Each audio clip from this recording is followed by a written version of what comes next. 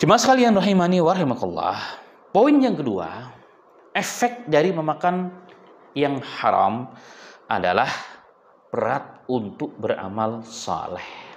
Berat untuk menjalankan ketaatan kepada Allah Subhanahu wa taala. Tidak ada kisah orang pemakan haram itu beribadah dengan baik. Tidak ada kisah.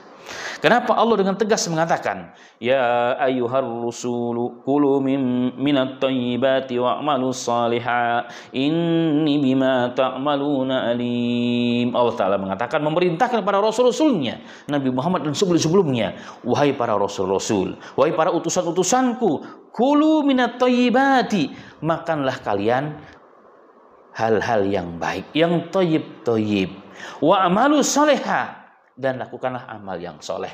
Makanan yang baik akan menghasilkan amal yang soleh. Inni bima ta'maluna alim. Sesungguhnya apapun yang kalian lakukan, wahai para rasulku, wahai umatku, wahai hamba-hambaku, Allah maha mengetahui setiap perbuatan kalian.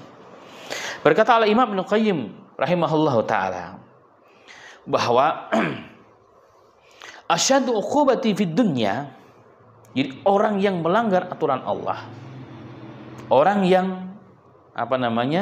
yang melanggar aturan Allah Subhanahu wa taala, orang yang memakan perkara-perkara yang tidak baik, itu dihukum oleh Allah.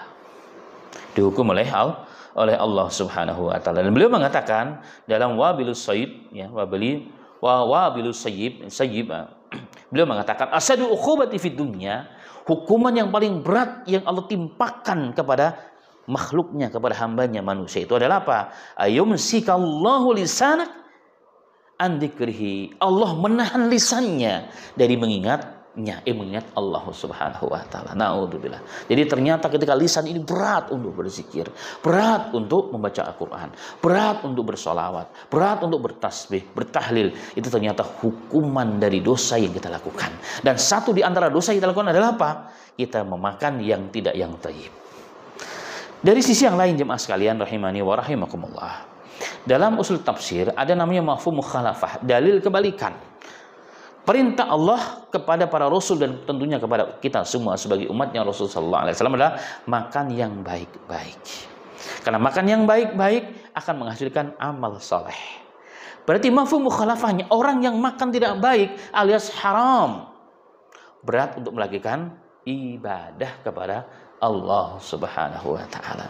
Makanya kadang-kadang kita heran, ada orang yang secara finansial Masya Allah, secara kesehatan lahiriah Masya Allah, tapi berat menjalankan ibadah kepada Allah. Kenapa? Jangan-jangan ini satu di antara efek dari hal tersebut.